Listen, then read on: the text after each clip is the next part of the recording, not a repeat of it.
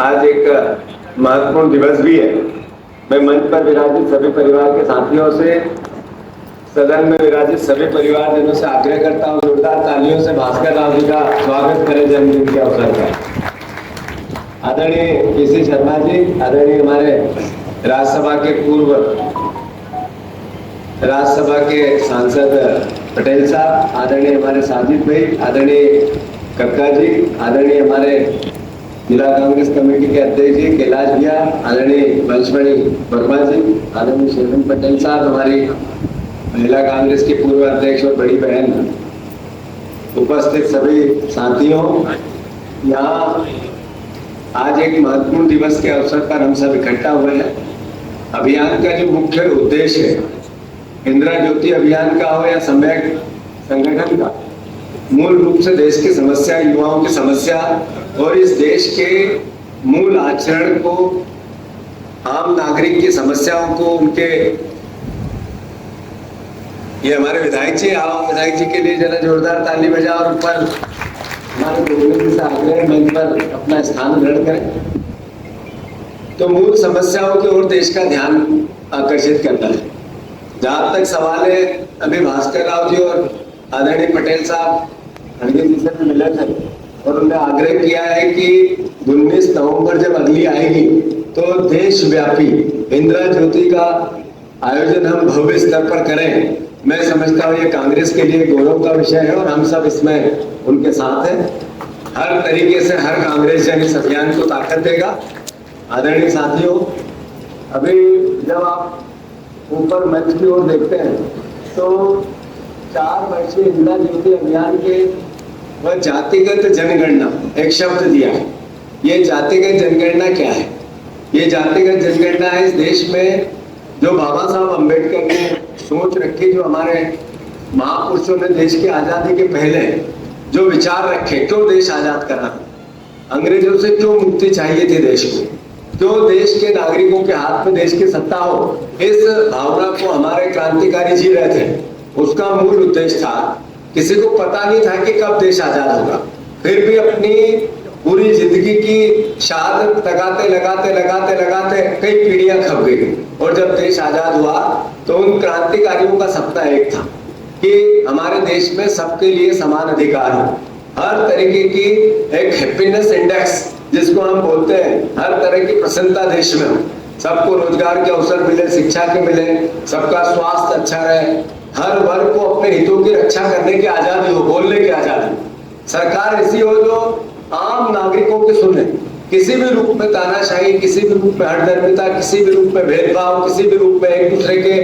खिलाफ किसी भी तरह की दुर्भावना न, ऐसा देश बनाए।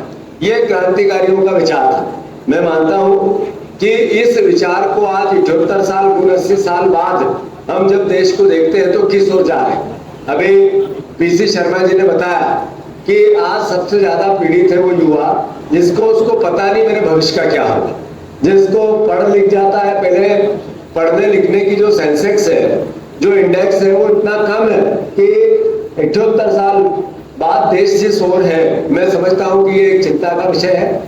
जो पढ़ लिख गया उसके पास संसाधन नहीं है, नौकरी नहीं है, एक तरह से जीवन यापन के लिए पढ़ाई लिखाई के माध्यम से, अपनी डिग्री के माध्यम से कोई रास्ता नहीं।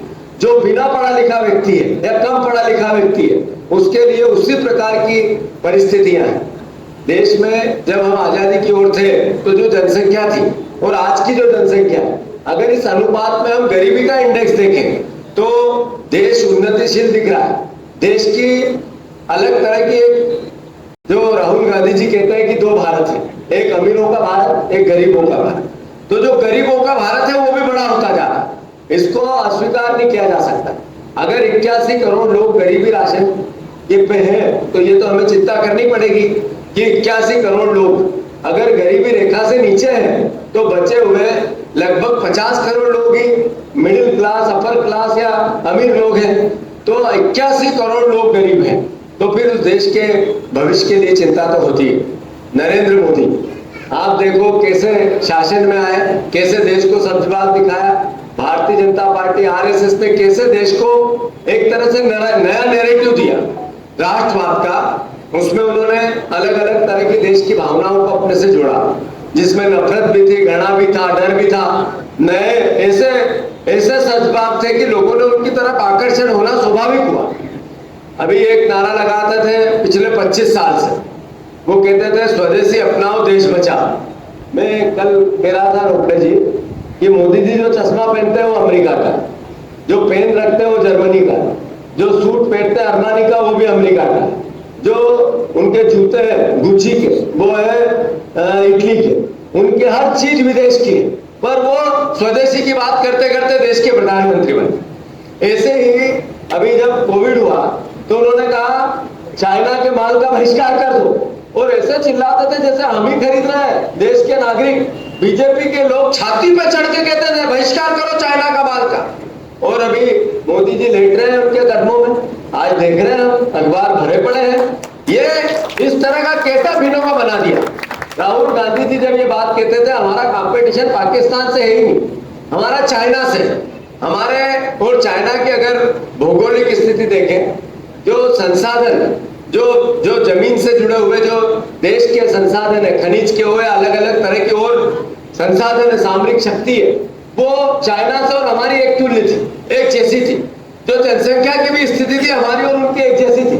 जब मनमोहन सिंह जी प्रधानमंत्री थे 2014 से पहले, तब चाइना और भारत की आर्थिक स्थिति में बहुत अंतर नहीं था। आज उसकी इकोनॉमी 100 करोड़ से ऊपर की है, हमारी $150 ट्रिलियन से ऊपर की, और हमारी $3.5 करोड़ की इकोनॉमी है। तो कितना परिवर्तन आया। ये नरेंद्र मोदी, भारतीय जनता पार्टी, आरएसएस जो गुमराह किया देश को, जो सजबात दिखाया, जो अलग अलग नारे दिए, मेक इन इंडिया की बात करने वाले, अब चाइना का ही माल यहाँ आएगा। अभी मोदी जी जा रहे हैं तो क्या भारत से अपना प्रोडक्शन चाइना में बेचेंगे या चाइना का प्रोडक्शन भारत आएगा? ये विचार तो देश को करना पड़ेगा। स्वाभाविक है कि चाइना का प्रोडक्शन इतना है कि दुनिया में भर में परेशानी है, हर देश उससे ग्रसित है, इतना सस्ता माल सप्लाई करता है कि कई देशों में इसकी चिंता है।